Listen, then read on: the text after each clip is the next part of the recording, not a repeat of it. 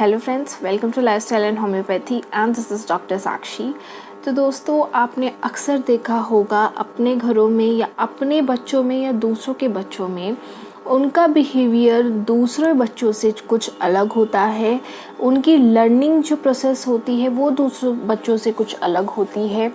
चलना, लेट सीखना, लेट बोलना, ठीक है, ये तो नॉर्मली क्या है, बच्चों में धीरे धीरे डेवलप होता है। बट अगर कुछ ऐसे सोशल पैटर्न्स या कुछ ऐसे सोशल बिहेवियर अगर आप बच्चों में देख रहे हैं जो नॉर्मल बच्चों से अलग आपको दिख रहा है, तो उसे आप ऑटिज़म बोल सकते हैं। आप ने वर्ड सुना होगा ऑटिज़म स्पेक्ट्रम डिसऑर्डर।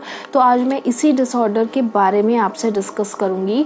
कैसे सिम्टम्स हैं इसके, क्या साइंस हैं जिससे आप पता लगा सकते हैं कि आपका जो बच्चा है, आपका जो चाइल्ड है, वो भी, उसे भी ये जो डिसऑर्डर है वो हो सकता है। नॉर्मली ऑटिज़म क्या है, ये एक न्यूरोलॉजिकल और डेवलपमेंटल, ब्रेन डेवलपमेंटल डिसऑर्डर है जो कि ब्रेन से रिलेटेड है, मेंटली जो है उससे रिलेटेड है, जो कि इम्पेक्ट डालता है बच्चे की सोशल बिहेवियर पर, सोशल इंटरेक्शन पर, कि कैसे वो बाहर इंटरेक्ट कर पा रहा है या नहीं कर पा रहा है, उसका बिहेवियर कैसा है, लर्निंग थेरेपी, लर्निंग स्पीच कैसी है उसकी। तो इन सब उसकी खुद जो बिहेवियर है उस पर जो है इम्पैक्ट डालता है। तो इसे ही ऑटिज़म स्पेक्ट्रम डिसऑर्डर बोलते हैं। अब अगर मैं बात करूं स्पेक्ट्रम वर्ड की जो इसमें यूज़ हुआ है, स्पेक्ट्रम जिसका कि मतलब है वाइड, बहुत वाइड रहना, मतलब कि बोल सकते हैं सीवियरिटी में, मतलब कि स्पेक्ट्रम का मतलब बहुत बड़ा या ब्रॉड। तो इसके जो सिम्टम्स हैं वो भी बहुत ब्रॉड हैं, बहुत बड़े हैं। ऑटिज़म जो है, इसलिए इसको नेम दिया गया है एक ऑटिज़म स्पेक्ट्रम डिसऑर्डर। नॉर्मली क्या होता है, बच्चों में अर्ली एज में ही ये जो डिसऑर्डर है, अर्ली एज में ही, उनकी इन्फेंसी एज में ही वो स्टार्ट हो जाता है। कुछ बच्चों में, कुछ में ये डेवलप होता है 1 ईयर के बाद।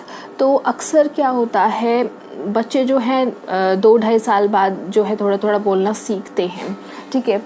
कभी कभी क्या होता है, उन्हें 3 साल 4 साल हो जाते हैं और हम सोचते हैं कि धीरे धीरे कोई नहीं बच्चा बोलेगा, धीरे धीरे सीखेगा, या उसकी पढ़ने की जो क्षमता है वो ईज़िली जो वर्ड्स हैं वो कैप्चर नहीं कर पा रहा है, तो हम सोचते हैं धीरे धीरे जो है बच्चा सीख लेगा। लेकिन ऐसा नहीं होता। यहीं पर हम इस चीज़ को नज़रअंदाज कर देते हैं।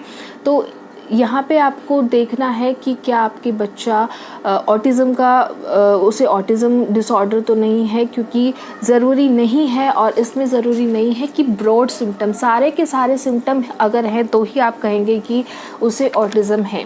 अगर 2-3 कुछ माइल्ड सिम्टम्स भी हैं या 2-3 सिम्टम्स भी हैं तो आप अर्ली स्टेज में ही उसे डिटेक्ट कर लीजिए। 2-3 सिम्टम्स अगर आ रहे हैं तो अर्ली स्टेज में भी वो डिटेक्ट किए जा सकते हैं। तो हर एक चाइल्ड का अपना एक यूनिक पैटर्न ऑफ बिहेवियर होता है और लेवल ऑफ सिवेरिटी जो है वो भी यूनिक है। इसका मतलब ये लो टू हाई है, मतलब कि यही है कि किसी चाइल्ड में जो सिम्टम्स हैं वो बहुत माइल्ड हो सकते हैं, ज़रूरी नहीं है वो लेटर स्टेज में जाके बढ़े, और बहुत से चाइल्ड में अर्ली स्टेजेस में ही जो हैं ब्रॉड सिम्टम्स डेवलप हो सकते हैं।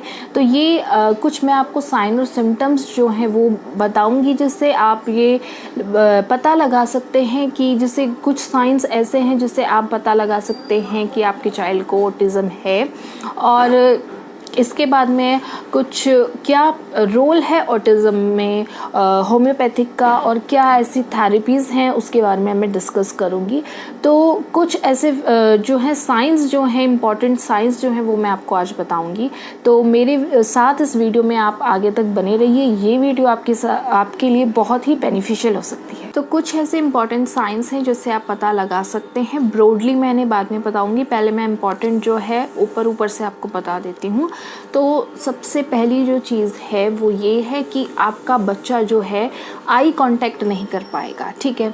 आप उससे कुछ पूछ रहे हैं या आप उससे बात कर रहे हैं, फैमिली मेम्बर हो गया या कोई भी स्ट्रेंजर हो गया, अगर उससे बात कर रहा है तो वो कभी भी आपकी आंखों में आंखें डाल के बात नहीं करेगा, आई से आई कांटेक्ट वो नहीं कर पाएगा। ये हुआ पहला पॉइंट।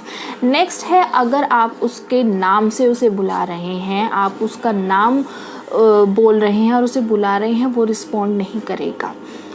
ऐसा नहीं है कि वो किसी भी चीज़ पे रिस्पॉन्ड नहीं करेगा, आप उसका नाम बुला रहे हैं वो रिस्पॉन्ड नहीं कर रहा है, लेकिन अगर कहीं पे उसको पता चल रहा है उसकी कोई फेवरेट चीज़ हो रही है, उसका फेवरेट कार्टून चल रहा है टीवी पे, वो एकदम से भागता हुआ वहाँ पे जाएगा।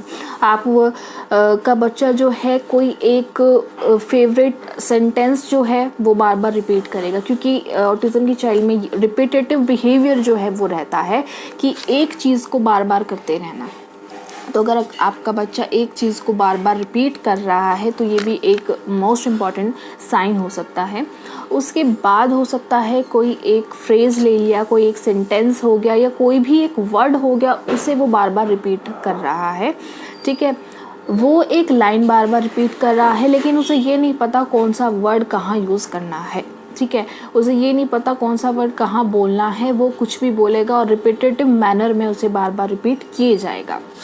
यूजुअली जो ऑटिज़म के बच्चे होते हैं उन्हें अकेले रहना बहुत पसंद है। हमेशा वो आपने देखा होगा, ज़रूरी नहीं है कि आपका बच्चा अकेला बैठा है तो आप ये सोच लेंगे कि उसे ऑटिज़म है, ऐसा नहीं है। कुछ इंपॉर्टेंट साइंस और कुछ उसकी बिहेवियर से आपको पता लगेगा कि हाँ आपके बच्चे को ये चीज़ है।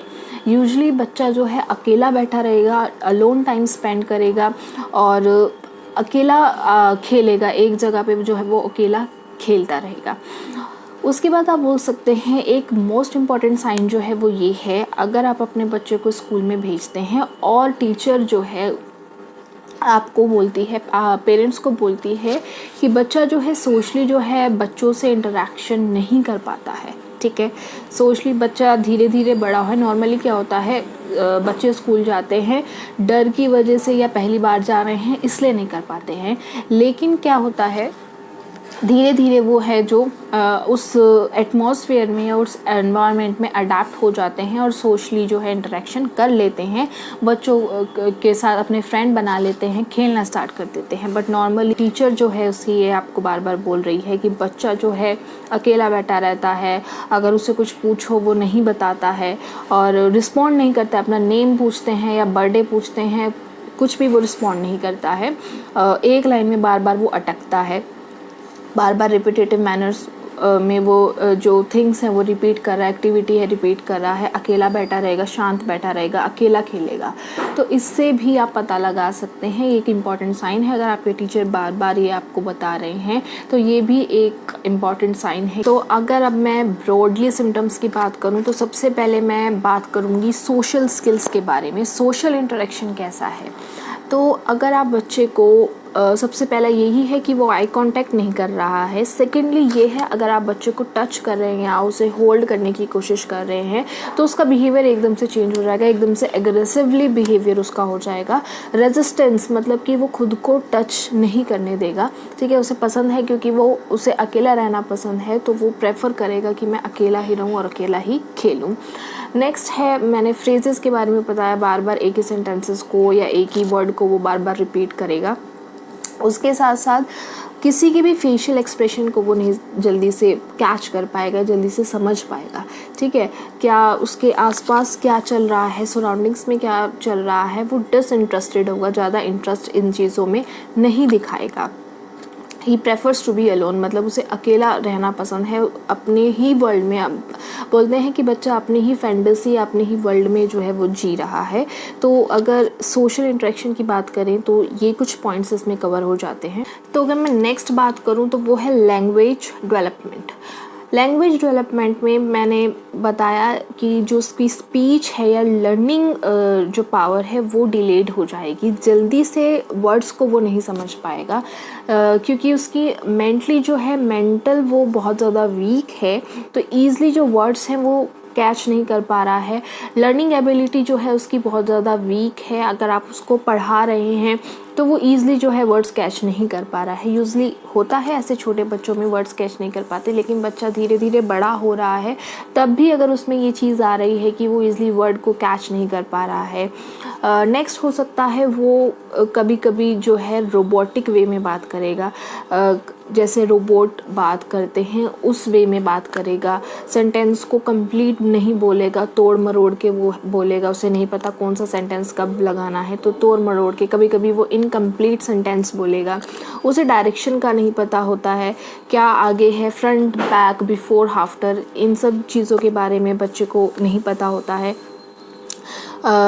बच्चा जो है एक फ्रेजेस या एक सेंटेंस बोल रहा है उसे इकोलेलिया बोलते हैं इस चीज़ को। अगर बच्चा आपका कोई एक सेंटेंस या वर्ड या कोई भी फ्रेज़ है वो बार बार रिपीटेड बिहेवियर जो है उसका आपको नज़र आ रहा है, तो ये कुछ सिम्टम्स हैं जो लर्निंग स्पीच में आ जाते हैं। तो आज की वीडियो में मैं इतना ही आपको बताऊंगी। नेक्स्ट वीडियो पार्ट 2 जो है उसमें मैं आपसे और जो सिम्टम्स हैं, क्योंकि स्पेक्ट्रम है तो इसके ब्रॉड सिम्टम्स हैं, सीवियरिटी में सिम्टम्स हैं, मैं वो डिस्कस करूंगी और उसी में आपको मैं कुछ क्या रोल हो सकता है होम्योपैथिक का उसके बारे में बताऊंगी और कुछ थेरेपीज़ जो हैं बहुत बेनिफिशियल हैं इसके लिए उसके बारे में बताऊंगी। तो ये बहुत ज़रूरी है जानना जो मैंने कुछ आपको सिम्टम्स बताए हैं, जिससे आप पता लगा सकते हैं ब्रॉडली जो है कि हाँ आपके बच्चे को ऑटिज़म है। तो अगर आपको मेरी वीडियो बेनिफिशियल लगी हो तो प्लीज़ मेरे चैनल को सब्सक्राइब कीजिएगा, मेरी वीडियो को लाइक कीजिएगा और शेयर कीजिएगा।